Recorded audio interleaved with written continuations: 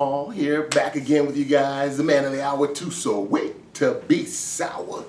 I wanted to come and talk to you all today a little bit about marijuana. That's a huge topic actually amongst youth and things that they have to deal with when it comes to dealing with marijuana. I just recently trained about 100 faculty members, staff, teachers, a little bit about marijuana, and some of the feedback that I got from them on the surveys that they returned back to me was that they learned some new things that I shared with them that they hadn't thought about or considered or even knew about themselves. And so that was interesting to me. So they found the workshop that I did with them extremely helpful, and so I wanted to come to you all today and share a couple of points. That was an hour and a half type of workshop, and I don't have time to do that here. However, if you would like me to ever come out and do something with your community, your church, your school, even parent meetings or anything like that, just get in contact with me at jamalgivens.com, or you can email me at jamal@jamalgivens.com. One of the things that I wanted to share, and there'll probably be 2 or 3 things that I want to share with you all around marijuana. First, I want to let you know that where I'm coming from when I talk about marijuana with parents and community members and things of that nature, I'm coming at it from the standpoint of being a youth advocate, advocating for youth and their well-being. And so understand that that's where I'm coming from when I'm talking about marijuana. So with that being said, I'm sharing with you that if you're an adult and you happen to smoke marijuana or you like smoking marijuana, that's fine. If you choose to do that, you're an adult, you can make your own decisions.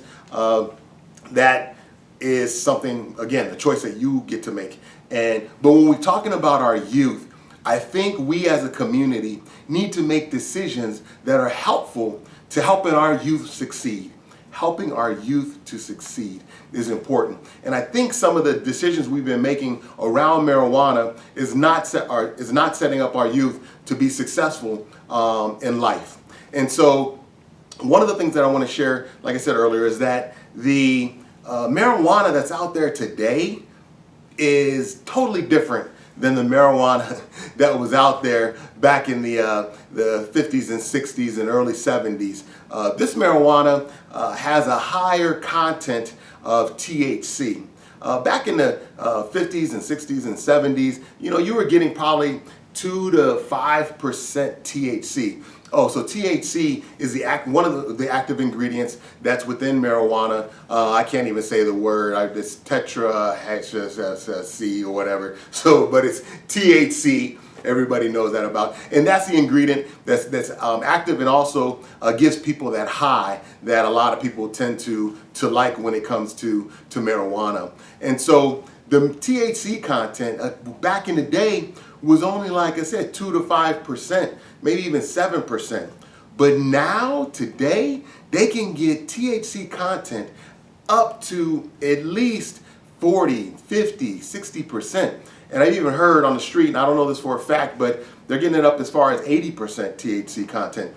And so you imagine when you think about youth taking marijuana or ingesting it, smoking it, doing whatever the medium they choose to use to get high, that's totally different. 7% to 0% or 1% to 40, that's totally different. Oh my goodness, what is our bodies doing with that, especially for the young brain and body that's ingesting this chemical? And so, I'm thinking right now in my head the song, back in the 60s and 70s and 80s with Rick James when he was talking about Mary Jane, Mary Jane, do do do do, I'm in love with Mary Jane, it's my main thing, ooh, ooh. And everybody used to be rocking to that. I know I was a little kid like, what? Oh, Mary Jane, she's a cool girl, what's going on? But Mary Jane, as you know, or you didn't know, is a song actually about weed, marijuana. And so the thing that is impacting our youth probably negatively when it comes to THC and marijuana is the fact that there's a higher content of THC within marijuana today. And so don't be mistaken in believing that this is the marijuana of back in the day when people were going to Woodstock and they were, just hanging out doing certain things and chilling. This is a higher content that can impact our youth negatively. And so the other thing I want to talk about that's really important to share is when we make decisions as adults to vote on certain matters. I think we need to be as informed as we can. And I know a lot of times people come back at me and say, well, Jamal, people shouldn't be imprisoned or jailed for using marijuana. And to that I say, if it's illegal, it's illegal. And if we want to combat that issue, then what we need to do is actually decriminalize marijuana, not necessarily fully legalize it. Because in doing so, legalizing it, we are, and you can see it in various states already, where they've increased the availability of being able to get access to marijuana. And we have seen in history, when we've done that with tobacco, when we've done that with alcohol, that also increases the availability for youth to be able to get their hands on it also. And so, is that something that we truly, truly want? So some people out there will be like, well, you know what, Jamal, if adults have kids, then it's their responsibility to make sure that their kids don't get involved in that and that they don't participate in those things, so they should be good parents. Well, the fact of the matter is that I think there's a lot of great parents out there, and they do the best that they can. But when they walk down the street and with their kids, and there's tons of markets available, or stores or dispensaries and things of that nature, and other adults are purchasing the marijuana and then sometimes passing that off to other kids, meaning because they want to party with them and things of that nature. I mean, this type of stuff happens out there. And I think as adults, my personal opinion is that we have to forego something sometimes in order to help make our futures better for our kids. And so I think there's a way which people have not fully thought out in how to make marijuana available to adults, if that's what we choose to vote on, but then also being highly considerate of how do we keep it out of the hands of our young people. We have not been successful at that to date when we look at alcohol. And so when you look at marijuana, we're going to begin to see the same thing happening. And we have states out there that are showing that data as we speak today. And so decriminalization of marijuana is something, a different topic and an issue that I think can be addressed, and people should address it and vote for those type of things. I personally am for decriminalization of marijuana, and parents, that's something, a decision that you would have to make. So the other thing that I'm concerned about, a third point, when it comes to marijuana, is the not only availability of being able to get it so that young people smoke it, but think about how crazy this is. People, and it's a billion-dollar industry, and that's great. People are making money. I hear you. I get you. But again, at what cost is that happening and occurring? At what cost? Especially when we're not protecting our young people from it. Point in case is that marijuana, THC, with the brownies that are out there, the cookies, the lollipops, the drinks, the teas, and all this stuff. And even when it first started to be promoted using marijuana, it was under the guise of medical marijuana. And what's interesting about that to me is, even if you look at Arizona statistics around the medical marijuana cards that have gone out in the state of Arizona, when you look at the way it was sold to us and why we should vote for this, so we could have sympathy for those people who are having some type of medical condition, maybe glaucoma, HIV/AIDS, cancer, I forget the other ones, but we were like, it was tugging at our heartstrings, like, man, we don't want these people to be in pain. We want these people to be, have appetites, and if they can have this substance and it can help them out, then let's do that. But the other thing to remember is that there were already things out there on the market for them to be able to use that wasn't necessarily about smoking it. It was Marinol, which is a pill that's pure THC and CBD that can actually help these individuals if needed be. But then we felt bad, and I felt bad too, because I was like, man, I don't want anybody hurting, and if there's a substance out there that can assist them, then they should be able to use that. But the problem with that was that when you really look at the number of people who have medical conditions and use marijuana to help that condition is really low. So when you look at Arizona, you can go to their stats at Arizona Department of Health Services. It's all on their website, and I'm sure in your states they have this information too. Go check out and see what percentage of people have medical marijuana cards to be able to assist with their medical condition.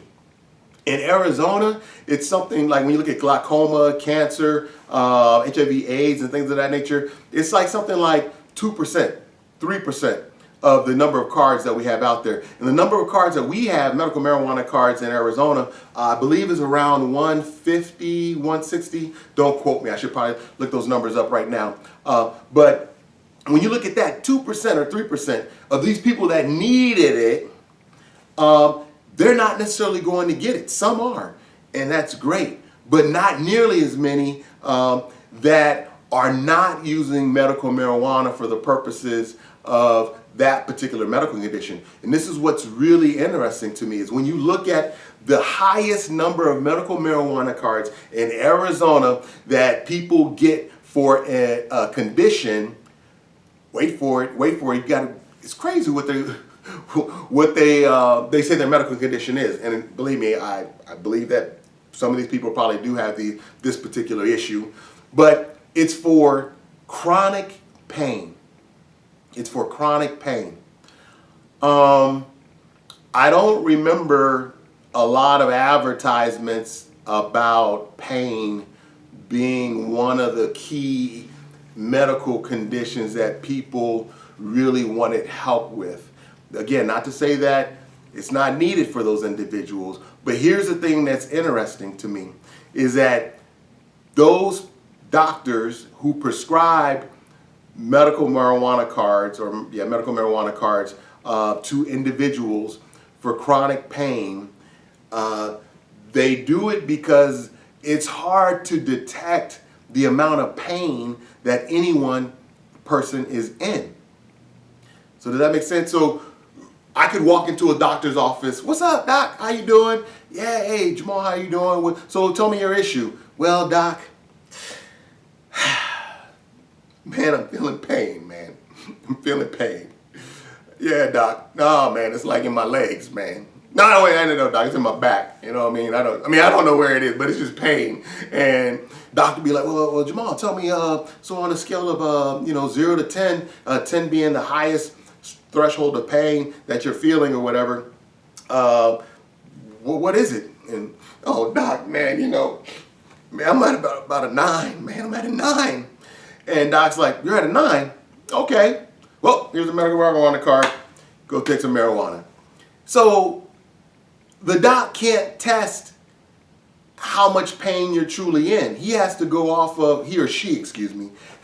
off of what you're telling them. There is no test out there to say that, Jamal, you're saying you're a 9, but this test that I'm running is saying actually you're just a 2.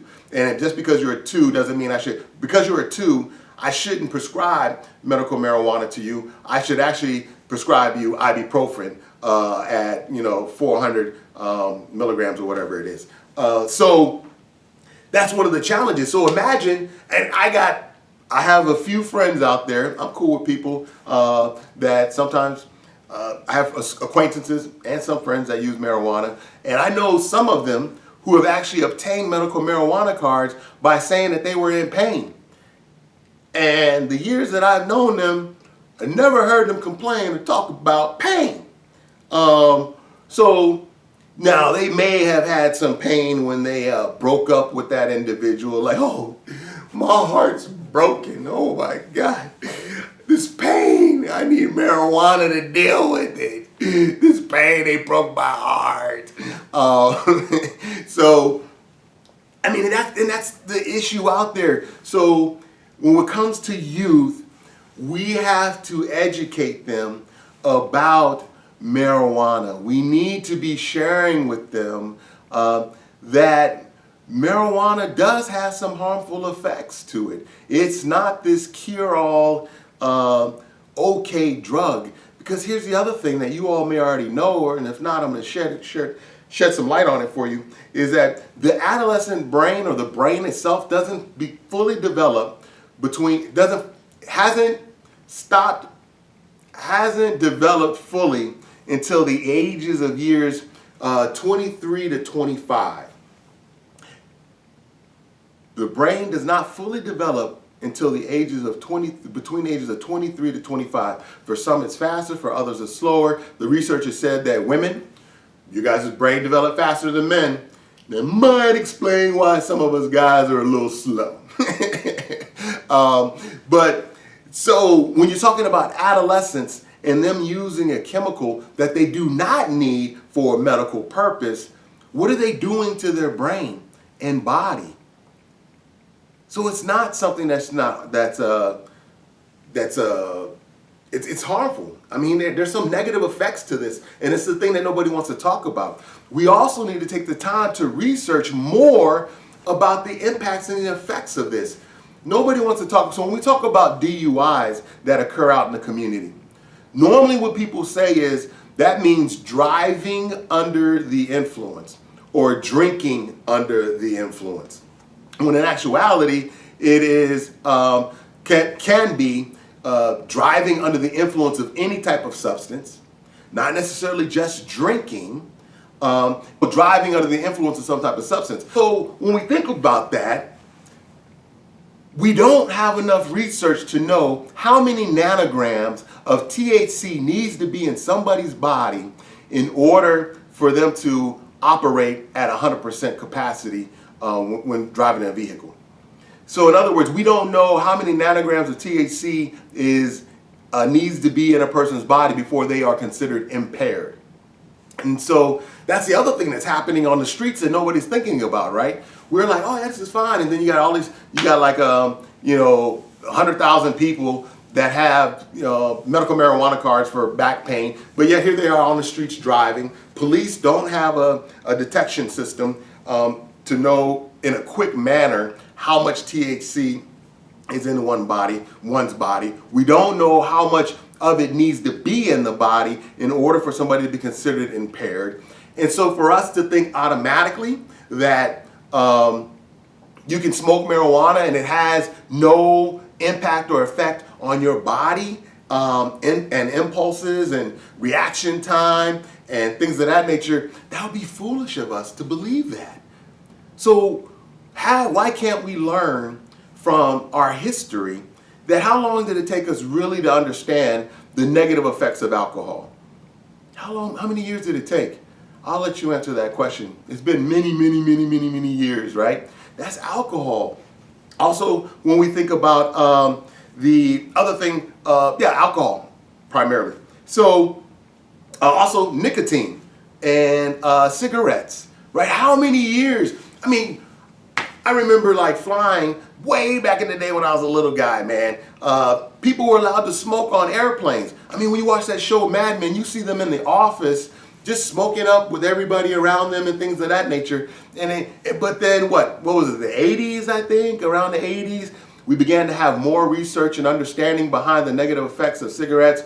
But how many years before that? Was it 10, 15, 20, 30, 40 years that everything was okay? And then we're like, whoa, hold on. We got some new technologies and ways to find out how that's really impacting things and realize that this was not a good idea. The same with alcohol. But why are we so quick to rush into allowing marijuana to be just as open or equivalent to nicotine and alcohol without truly knowing the full negative effects of how it can impact us in our communities and especially our youth? So parents, talk with your young people about marijuana. The national data on the perception of risk of marijuana is high now. What that means is that many young people believe that there is no negative impacts or effects as far as marijuana is concerned. And that's just not true. Parents, you need to talk to your young people. Go and research and study a little bit more about marijuana. The other piece of it is that there may be some good properties within marijuana that I definitely am aware of. CBD is one of those, which is cannabinoids, or forget how to say it, but CBD. And again, this is not to say that people that have medical conditions and truly are in pain and are trying to increase their appetites and all that stuff. I'm sure that it does have a purpose, but the majority of the people out there who are using this, if we were to look at the stats from Arizona, and even with those that are in pain, I guarantee you it's only 2 to 3% of them, just like the other medical conditions that that are shown that people have medical marijuana cards for.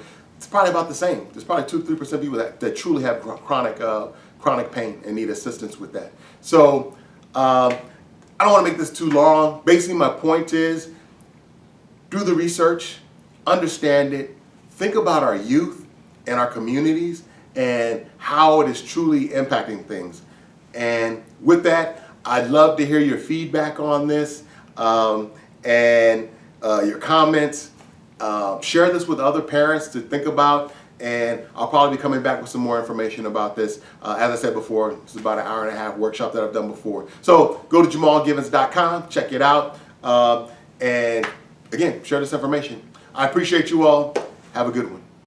We used to it, up to it, down to it, we do it, we used to it, up to it, down to it, we do it, we used to it, up to it, down to it, we do it, we used to it, up to it, down to it, we do it, we used to it.